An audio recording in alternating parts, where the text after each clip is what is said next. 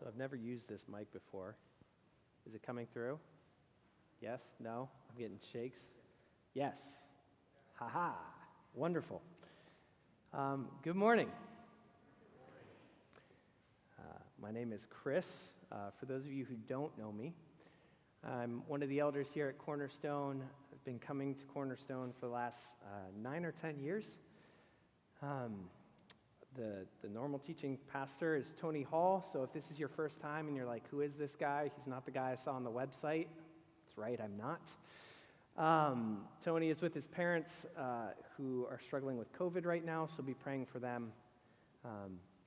But I'm married to Amanda. We have 3 kids, Luca, Izzy, and Joya. And it's a joy to be with you guys this morning. So this is my first sermon in front of a church. I have shared many times about times when I was a missionary in Italy. I have talked to youth group, but I've never, quote-unquote, preached a sermon, so please don't expect a professional up here. Brandon had many years of experience. When he was up here last week, this is the opposite. But it's kind of what we're talking about today. In doing what we can with what God has given us.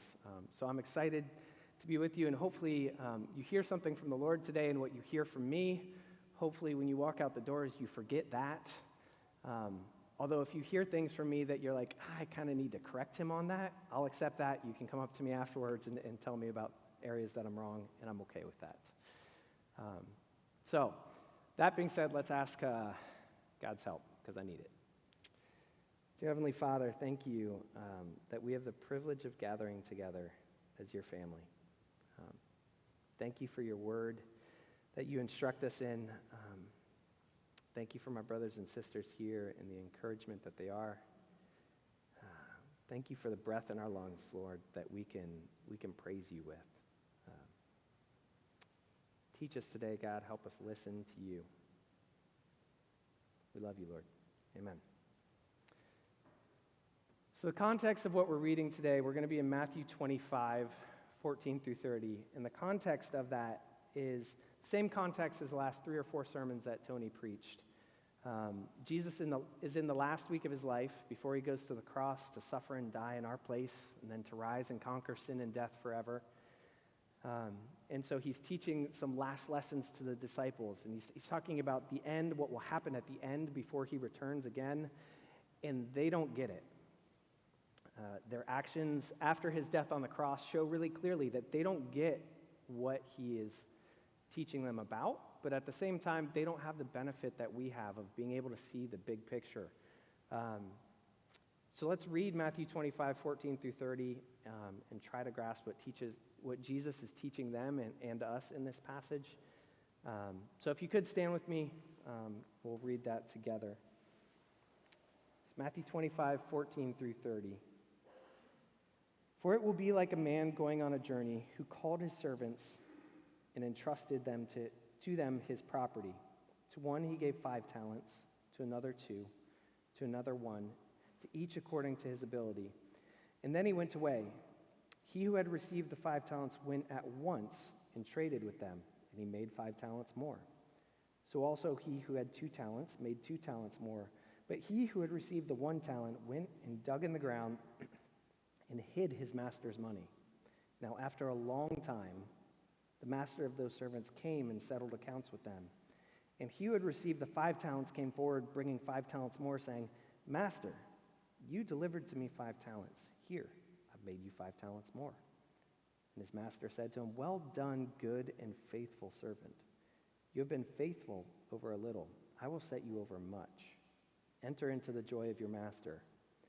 And he also had the 2 talents came forward, saying, Master, you delivered to me 2 talents. Here I've made 2 talents more. And his master said to him, Well done, good and faithful servant. You have been faithful over a little. I will set you over much. Enter into the joy of your master. He also, who had received the 1 talent, came forward, saying, Master, I knew you to be a hard man, reaping where you did not sow, and gathering where you scattered no seed. So I was afraid. And I went and I hid your talent in the ground. Here, you have what is yours. But But his master answered him, 'You wicked and slothful servant. You knew that I reap where I have not sowed and gather where I scattered no seed. Then you ought to have invested the money with the bankers, and at my coming I should have received what was my own with interest. So take the talent from him and give it to him who has the 10 talents. For to everyone who has will more be given, and he will have an abundance. But from one who has not, even what he has will be taken away. And cast the worthless servant into the outer darkness. In that place there will be weeping and gnashing of teeth.'" So you guys can be seated. Pray. Dear God, thank you. Thanks for teaching us. Thank you for these parables. Help us learn from you. So the parable starts out saying, "For it is like," in the "it" that it's referring to is the kingdom of heaven. It's what he was just teaching them about in the prior parable. The lesson Jesus is teaching here in this sermon, if you will, that he's teaching to his disciples, I sometimes don't understand completely. Matthew 24 is kind of a confusing book for me. And it's been really helpful to hear Tony break it down and to read some commentaries on it. But I don't know what the timeline looks like of Jesus coming back. But what I do see is the common themes that he teaches on, themes of the kingdom of heaven, of being ready, of being prepared. So that's what we're going to focus on here today as we approach this parable. So if we break it down verse by verse, you'll notice that he first gave them to each according to his ability. So some things to notice here. The master, who's a pretty clear representation of God, is giving his things to the servants. They're not the servants' things. He's giving his things to the servants. The things that God gives us, they're not ours to own. It's something to care for and to steward. The possessions are not his servants. I'm a financial advisor, and it's like a client coming to me with their retirement portfolio and saying, "Hey, here, can you invest this money for me?" I don't get to say, "Sweet, I have all this money that's mine." No, the money's not mine. It's the client's. And the client expects me to get a return for them. The master in this is the same way. He's entrusting something to them, saying, "Hey, make a return for me."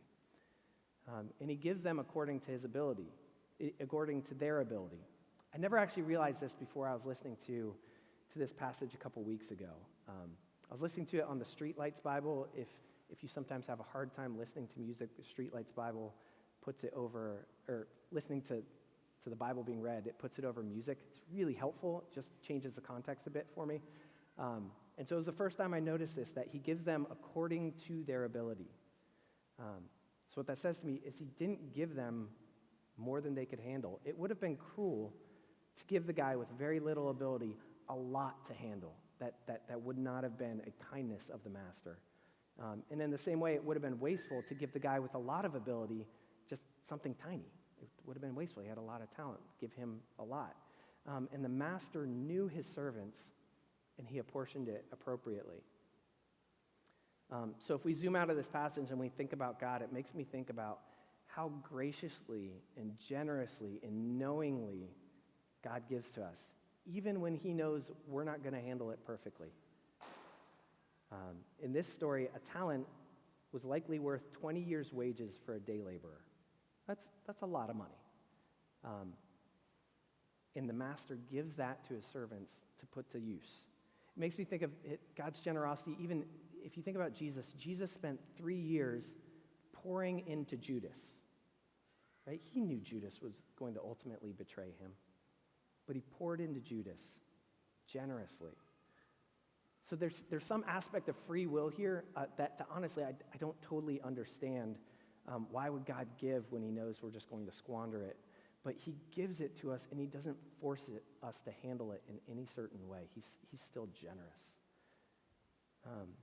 So if you think about what has God given you to steward, has he blessed you with money?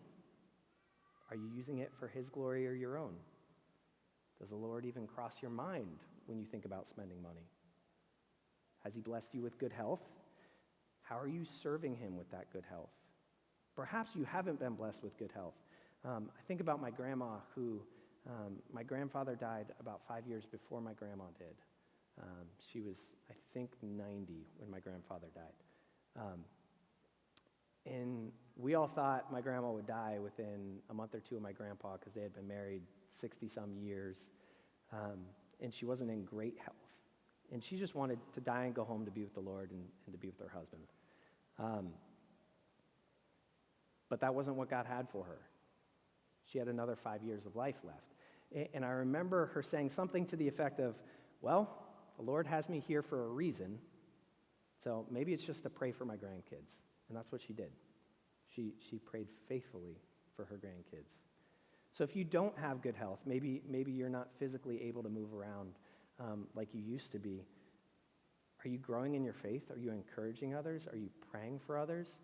Are you using that gift that you may not see as a gift for the Lord? Maybe you're a natural-born leader or a gifted writer, or maybe you're introverted and the thought of communicating with others is terrifying. It's not an excuse. God doesn't value one talent over another. He only cares about the faithfulness that we use what he's given us. So if we think about that, in the parable, the first two get to work, right? They double the money, which is pretty impressive. I don't know what the timeline was, but they double the money. That took work and effort and time and labor. And the master, when he eventually returns, you'll notice that he doesn't get excited about the amount. He says, well done, good and faithful servant. He cares about their faithfulness. Charles Spurgeon puts it like this: it's not, well done, thou good and brilliant servant, for perhaps the man never shone at all in the eyes of those who appreciate glare and glitter. It's not, well done, thou great and distinguished servant, for it's possible that he was never known beyond his native village. The response was the same for both servants, both the one who earned 5 and the one who earned 2. It was, well done, thou good and faithful servant. But the third servant responds differently. In a couple translations I read, he says, I was afraid I would lose your money, or I was afraid I might disappoint you. He starts blaming the master, putting it back on him. It reminds me of Adam and Eve when God confronted Adam and Eve in the garden. The first thing they do is start blaming somebody else. It wasn't me, it was him. It wasn't me, it was the serpent. It reminds me of my kids. When they get caught doing something wrong, it's immediately, well, she hit me first, or, it deserved this. And if I'm honest, it reminds me of myself. A blame shift. Tell me if you can identify with this, where you come home and it's, I'm sorry I snapped at you, I was tired. Or it was a long day at work, or the kids were driving me nuts. I'm sorry, instead of just, I'm sorry I snapped at you, I was wrong. Do you blame shift? This guy did. And the third servant didn't know his master, so he blame shifts onto the master. He says, I knew you were a hard man. John 10:27 says, my sheep hear my voice, and I know them, and they follow me. Do you know the master? Do you know what his character is like? Jesus demands our lives. He says, whoever must come after me must deny himself, take up his cross, and follow me. But he also says, come to me, all you who labor and are weary, and I will give you rest, for my yoke is easy and my burden is light. Do you know the master? Perhaps you know one characteristic of the master. Perhaps you grew up in church and wherever you grew up, it focused in on one aspect of God. But do you truly know the Lord? The parable suggests that how much we know the master impacts how we act. So this guy doesn't know the master. He doesn't understand that yes, the master might be a hard and demanding master, but he is also a master who rewards faithfulness, and he doesn't know him. And as a result, he plays it safe, or he plays it lazy, depending on your point of view. I mean, that's certainly what the master says. He does nothing and is judged for it. In finance, the one way to guarantee that you're going to lose is to do nothing and sit in cash. Just be safe. Don't even earn interest, because inflation's going to cause your money to just lose value, right? That's what this guy did. He buried it in a hole. I suppose it was safe, but it wasn't what he was entrusted with it to do. Matthew Poole is a commentator in the 15th or 16th century, and he says, Those who don't work for the Lord or pray or don't evangelize because God is sovereign, they condemn themselves by their laziness. By their actions or lack of actions, they show that they are like the wicked servant in the parable. They do not know their master's heart at all. The Lord of the unprofitable servant tells him that the fault lay in his sloth and wickedness, and his dread of the Lord's security was but a mere frivolous pretense, an unreasonable excuse. Brandon preached last week about a call to evangelism if we know the master. The Lord is a living water that if we've drunk of the living water, it will spring up a well within us. It's his call when we arrive at the end of Matthew to go therefore and make disciples. It's not a call just to sit back and be blessed. That's not what the Lord is calling us to. We're blessed to be a blessing, just like in Abraham in Genesis. He's blessed to be a blessing. To steal another Spurgeon quote in thinking about the servant's ability and his laziness, he says, if we cannot trade directly or personally on our Lord's account, if we have not the skill nor the tact to manage a society or an enterprise for him, we may at least contribute to what others are doing, to join our capital to theirs, so that by some means our master may have the interests to which he is entitled. We're called to action according to our ability. Inaction results in judgment. The master says, take the talent and give to the one who has 10. The talent was never any of the servants to start with. This wasn't a spiteful thing for the master. The master said, no, this guy who has 10, he showed that he can manage my money. Take and give to the guy who's responsible. It wasn't a spiteful thing. It was never any of the servants to start with. It wasn't the guy with 5. It wasn't the guy with 2. It wasn't the guy with 1. It's like the parable of the workers in the vineyard in Matthew 20, where the owner of the vineyard hires workers, and he's very generous with the ones at the end. The ones at the beginning get a little salty because they're like, hey, that guy only worked an hour, and you paid him a denarius. Why aren't you paying me more? And he says, don't I have the right to do with what is mine? The initial talent, whether it's, if you're thinking about your own life, whether it's money, whether it's actual talents or abilities, it's not ours, and the growth is simply us using what we've been given. We don't deserve that either. We get to participate in it, which is a blast, but we don't own it, and we don't deserve to own it. It's funny, sometimes the world understands this better than us Christians do. Let me see if you can finish this quote. Jimmy, I'm going to ask you. With great power comes great responsibility, right? If Spider-Man can figure out that he's been given a gift and he needs to use it, we should be able to figure out the same thing. Right? We have the words of life. And so we should steward that with responsibility and with care and thoughtfulness. There's a tension of grace and works here. The servants deserved nothing. It was all a gift from the master. Yet they're held accountable for their actions. We deserve nothing from Jesus. It's all a gift. It's adoption into his family. For by grace you have been saved through faith. It's not of works. And yet there is a reality in Scripture. In Matthew 16:27, it says, for the Son of Man is going to come in his Father's glory with his angels, and then he will reward each person according to what they have done. 2 Corinthians 5:10 says, for we must all stand before Christ to be judged. We will each receive what we deserve for the good or evil we have done in this earthly body. 1 Corinthians 3:10-15 says, but each one should build with care, for no one can lay any foundation other than the one already laid, which is Jesus Christ. If anyone builds on this foundation using gold, silver, costly stones, wood, hay, straw, their work will be shown for what it is, because the day will bring it to light. It will be revealed with fire, and the fire will test the quality of each person's work. If what has been built survives, the builder will receive a reward. If it is burned up, the builder will suffer loss and yet will be saved, even though only as one escaping through the flames. Romans 14:12. So then each of us will give an account of ourselves to God. It's really clear. There's eternal consequences for our actions here. The works are not a saving fact that detracts from grace. It's not that at all. Clearly what we do matters, and it reflects our internal beliefs about the master. So are you ready for the master's return? He's coming. We don't know when. Matthew 24 talks a couple of times about not knowing the day or the hour.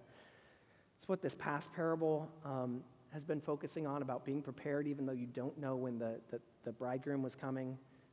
When Jesus repeats something over and over, it's probably something we should pay attention to. So what happens to the third guy, the one who sat on his hands and did nothing? He dug a hole and he buried it. He was thrown into the outer darkness where there's weeping and gnashing of teeth. If we're taking this to mean as I think it's meant to be taken, I think it says really clearly that if we don't know the master, and as a result we do nothing with what we've been given, then we won't be spending an eternity with the Lord. That's sobering. It's not about how much we do. This verse made me think of earlier in Matthew 7, where some say, didn't we prophesy in your name? Didn't we cast out demons? Didn't we heal the sick in your name? And Jesus says, I never knew you. Depart from me. It's not about what we do. It's so clearly not a works-based evaluation. But it's also clear that no works says something about the condition of our heart. This should make us pause.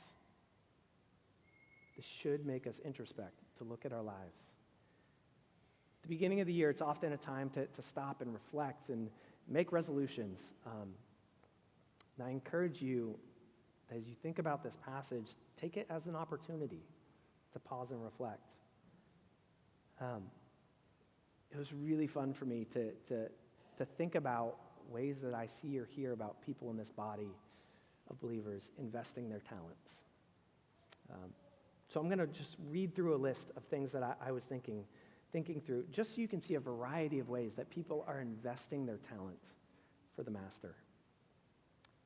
I see those who are teaching the kids. I see those who lead youth group. I see those that meet and pray for the body. The people managing tech. I see those who teach. I see the giving financially. I don't know how much anybody gives, but I see our budget, and so I know people are giving.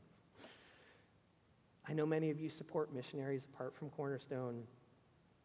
I see believers in this body that have gone overseas to tell those across the ocean about Jesus. And I see people in this body that are telling their neighbor across the street about Jesus. I see you working with exchange students. I see you working jobs for the glory of God. I see discipleship. I see those who mow the church lawn, who rake leaves. I saw Mike Riebel this morning cleaning off the steps. Thank you, Mike. I appreciate that. I see random text messages of encouragement, and life group leaders opening their homes for hospitality. I see random lunches. The point is, this list could keep going. There is never an excuse to bury your talent in the ground. There is never an excuse to not do anything with what God has given you. He isn't asking you to give millions, or maybe he is, I don't know. He's not asking you to preach sermons or do public works for the Lord, but he has given you talents. What are you going to do with it?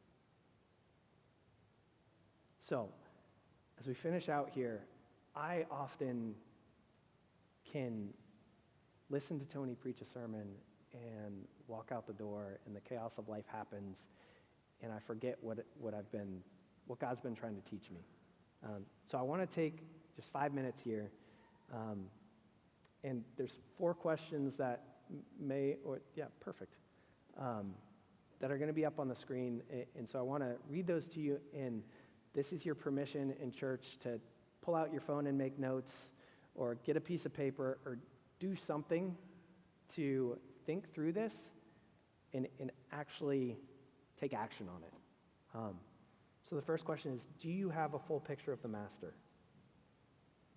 Do you know the master? What has God given to me that he intends that I use for him?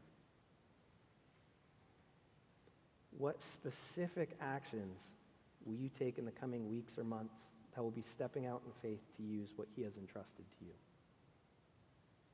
Think through specifics. And with those 2 questions, I want to challenge you to tell someone. If it's just in your head or just a note on your phone, odds are you might not take action on it. Tell someone. Have someone hold you accountable to it. And comparison can be the thief of joy. Have you been guilty of comparing and seeing what you don't have rather than what you do have to use? Some examples I thought of that I have felt is I can't preach like Tony, or I'm not retired with time on my hands, or I have young kids so I don't have free time. Those are excuses. It's not looking at what God has given me and what I can use. So have you looked at what you don't have rather than what you do have? Take this time to confess and ask God to change your heart. After 5 minutes, and Andrew's going to play some music for us while we're thinking and praying through this, we'll close in prayer, and Andy will come and lead us in communion.